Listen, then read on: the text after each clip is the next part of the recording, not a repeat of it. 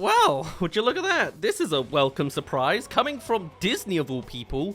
There has been a sudden drop of a trailer out of nowhere on a story completely out of left field, but I am so very on board with it. This is Iwaju. Set to be an original story in a futuristic Nigeria, it is a success story of creativity and diversity that doesn't really seem to fit with Disney's current MO. But this, even just looking at the very bare basics on the surface, just looks incredible. It's no secret to say that storytelling has kind of gotten stale in a lot of ways, especially from someone like Disney that just announced a sequel to everything they've ever done practically at this point. And one of the major problems of modern storytelling is the fact that they all play the same beats we've seen over and over again, and a lot of times they're from the exact same perspectives we've seen over and over again. And there has been a burgeoning market of more unique perspectives being shown. Something like Everything Everywhere All at Once is a new direction that has been taking more of a field in American filmmaking, and this as well is another spin of that. When have you ever heard of a futuristic story told just not in the US? You can clearly see all sorts of maybe inspirational comparisons. There's always a friendly animal that comes alongside you, like a classic sort of Disney, or maybe more like Raya and the Last Dragon and the giant armadillo thing, whatever that was. You can also connect some other aesthetic choices to kind of like the vibes of cyberpunk, or maybe even like just the whole aesthetic of Sombra with purple techno hacking. That's kind of like the imagery that links up in my brain. But really, at the end of the day, what this looks to be is just a unique and new story, with characters that don't look like stereotyped cliches we've seen 1,000 times before, with a magic system that we clearly don't understand, and that's so refreshing. This lizard character can turn into some sort of techno mecha kind of thing, I guess. There's a giant mask face that comes out of a laptop, how ominous and evil-like. There's so much potential here that is so refreshing to see, and I'm stunned that this is a Disney project. Though to be clear, this is not a Disney mainline project. This is a collaboration with Disney Animation, but this isn't even a full theatrical film. This is a 6-episode mini-series going straight to DisneyPlus. So while Paramount's doing all sorts of straight-to-streaming projects and Peacock is inventing Megamind 2 spin-off sequels, sure, this is Disney making a straight-to-streaming series. And it's not actually Disney alone that are working on this. This is a collaboration with Kugali Media. Now, I've never heard of these guys before, and I would assume you haven't either, but these guys are described as a Pan-Africa, British-based entertainment company. And actually, they've been about a handful of times at London Comic Con. Apparently, Britain really has their heads screwed on right. They're very good at telling more unique perspectives and showcasing different accents. This is kind of like a different spin of Aardman and how they always use more northern accents that an American audience isn't so used to. Although I will admit, visually, it's nice. It kind of, though, does look like a literal 3D rendition of what AI assumes a Pixar project looks like, but, it's fine. It's still nice to look at. It's not mainline Disney, but it's so refreshingly new.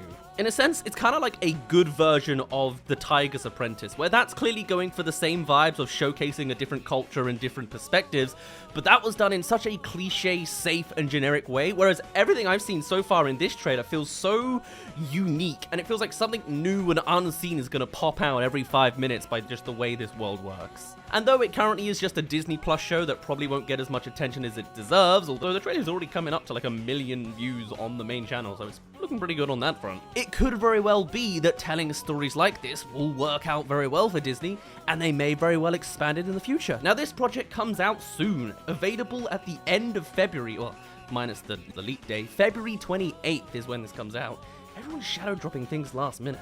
And as a synopsis I found online about what's actually going on, thank you for making it to the halfway mark. If you haven't already, come subscribe as we discuss every animated movie trailer that releases this year. We're certainly trying our best. This has been a nice pause in the middle of our subcategory of videos dissecting everything from the Super Bowl commercial collective. But if you'd like to stay on top of any animated movie news and want to get a person's opinion on the side, you know what to do. Anyway, thank you for making it to this halfway mark, and I shall let you get back to this surprise special series from Disney. Let's get back to Iwaju. And as a synopsis I found online about what's actually going on, Iwaju is an original animated series set in a futuristic Lagos, Nigeria. The exciting coming-of-age story follows Tola, a young girl from the wealthy island, and her best friend, Kole, a self-taught tech expert, as they discover the secrets and dangers hidden in their different worlds. As well as that, it's all about challenging the status quo. Now, similarly to other stories that are finally showcasing more different cultures and perspectives, the whole cast as well are more correctly assigned, from directors to writers to the actual cast themselves. Up front and center from the directing chair, we have Zeke Nelson, whose IMDb page I can't really find much on. This very much sounds like a stab-in-the-dark approach to just a relatively fresh-faced studio, with everyone getting a surprise platform up, and to be honest, that means it has all the more potential. It's exciting to see it with all the stakes on a show like this. Now, the screenplay is said to be the brainchild of Adeola and Halima Hudson, whilst being produced by Christina Chen. Very nice. And then for the cast confirmed, we have Simisola Gbadamosi, Deo Okoniyi, Femi Branch, CG Soetan, and Weruche Opia. And again, when I search them all on IMDb, I don't find much, but at the very least, it's nice to see the casting give us a refresh group, but it doesn't matter that much to me. I'm kind of getting sick of the same cyclical celebrities. It's nice to see something new. It's nice to see a new perspective. That's kind of the end of the day on this. Now, apparently the actual name of this series, Iwaju, roughly traits to the future in the Yoruba language, literally meaning front-facing, which is, a cool factoid. And alongside all the other obvious vibes you get, you can clearly see visually what it's going for. You see the cast is a certain demographic to represent their sort of side of the story of the world. Similarly, with the soundtrack, apparently being released separately a couple days later, will also feature authentic African-inspired music. Makes sense, right? Apparently the composer is also Ray Olununga, who's got a couple quotes, actually, about this series. I rarely bring my own emotions into writing a score. I tend to inhabit the emotions of the characters or subjects and then translate them into music. In this case, it couldn't be avoided. In addition to Tola's adventurous spirit, Kole's ingenuity, and the many other fun and beautiful emotional threads explored in Iwaju, the score is steeped in my own very deep love for Lagos and its multiplicitous layers. It also includes many treats and winks for anyone familiar with or curious about the film music lexicon of Nollywood. Being invited by Zeke and the amazing teams at Disney and Kugali to help tell this beautiful coming-of-age story that explores themes of family, friendship, and ingenuity has been an amazing adventure in itself.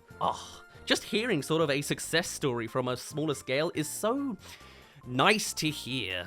I'm stunned it's still coming from Disney. Whilst clearly on the mainline front, the idea of invention and ingenuity is completely lost on the saga, it's clear that the actual developers and artists that build the foundation of Disney are still talented and skillful artists, and it's a shame that we have to dig closer to see any diamonds in the rough, but that's kind of exactly the case. There are shining gleams of talent and art just at the smaller scale of Disney. Similarly to how there's all those Disney shorts that are beautiful to look at, sometimes the real people with the skills and talents are the ones that aren't even the top dogs. Of course, at the same time, apparently there's a mobile tie-in game to this series when it releases, which is, interesting. Also, as one other marketing quote, we've got from Disney's chief creative officer saying that the show will explore deep themes of class, innocence, and challenging the status quo. Fair enough. I, for one, am very excited for this series. It was a complete surprise to see it just released as a trailer last night, and I'm so excited to see something creative and inventive and new. We're not going to see new from Disney in a very, very long time, unless this opens up to a whole new category of straight to DisneyPlus streamings that they're planning to do. Maybe. We'll see.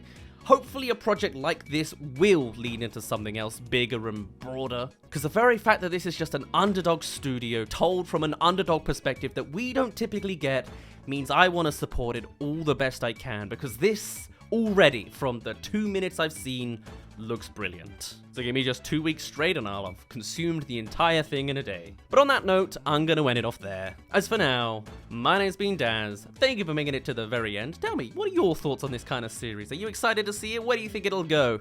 Do you watch Disney Plus streaming shows? Is that a thing? Should I look into that more? We'll see. And I will see you in a little bit.